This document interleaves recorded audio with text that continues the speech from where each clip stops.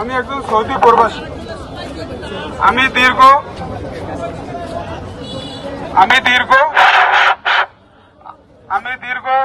2 বছর প্রবাস গমন করি। প্রবাস গমন করাকালীনে আমার যত সমস্ত আয়ের উৎসের টাকা, সম্পূর্ণ টাকা আমি আমার ওয়াইফ ফারজানা মিমের অ্যাকাউন্টে পাঠাই।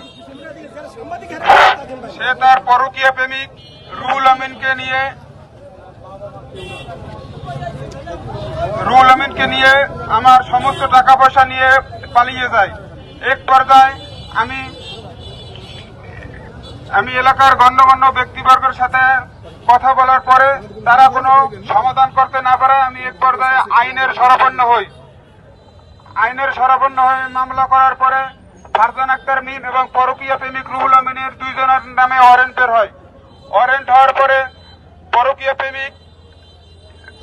প্রেমিক রুহুল আমিনকে গ্রেফতার করার পর ফারজানা আক্তার মিমকে তার পরিবার উক্ত ঘটনা থেকে রেহাই দেওয়ার জন্য ডিভোর্স না দিয়ে বিয়ে করা কথিত স্বামী জাহিদুল ইসলাম জাহিদের সাথে বিবাহ দেন। বিবাহ দিয়ে বরিশাল পলাশপুর গোপনে এক বাসায় রাখেন। তারপর উক্ত ঘটনাস্থলে আমি এবং আমার মা ওই জায়গায় গেলে ফারজানা আক্তার মিমকে পুলিশ অ্যারেস্ট করে। ফারজানা আক্তার মিম 12 থেকে 13 দিন জেল খাটার পর বের হয়ে আমার নামে একটা যৌতুক মামলা আনয়ন করে। যে যৌতুক মামলা সম্পূর্ণ মিথ্যা ও বানোয়াট। উক্ত মামলায় সাক্ষী মেয়ের বাবা মোহাম্মদ মতিউর হলাদার এবং মেয়ের চাচা মোহাম্মদ মঞ্জু হলাদার, মেয়ের ফুফা জামাল হলাদার এবং ইয়াকুব গাজী।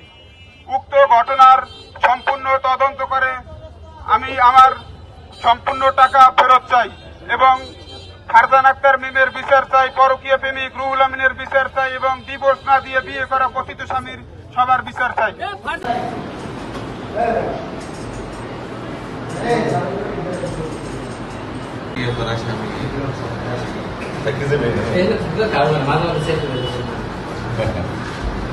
আপনারা জানেন বাংলাদেশ সহ সারা বিশ্বে নারী নির্যাতন দমন একটা সুনির্দিষ্ট আইন রয়েছে, কিন্তু বাংলাদেশ সহ সারা বিশ্বে পুরুষ নির্যাতন দমন কোন আইন নাই।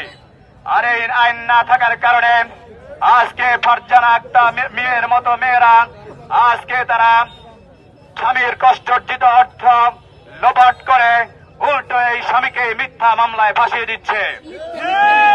সংগ্রামী বন্ধুগণ, আমরা একটা কথা স্পষ্ট করে বলতে চাই, বাংলাদেশে যেমনি করে নারী নির্যাতন দমন সুনির্দিষ্ট আইন রয়েছে, আমরাও বলতে চাই, সরকার বাহাদুরকে স্পষ্ট করে বলতে চাই, আমরা মিথ্যা হয়রানি যৌতুক মামলার শিকার হচ্ছে, যার একটাই কারণ এই দেশে পুরুষ নির্যাতন দমনের সুনির্দিষ্ট আইন নাই।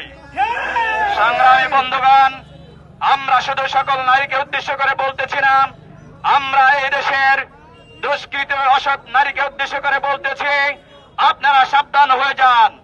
আপনাদের নারী নির্যাতন সুনির্দিষ্ট আইন আছে বলেই আপনারা উচ্ছৃঙ্খল হয়ে যাবেন না।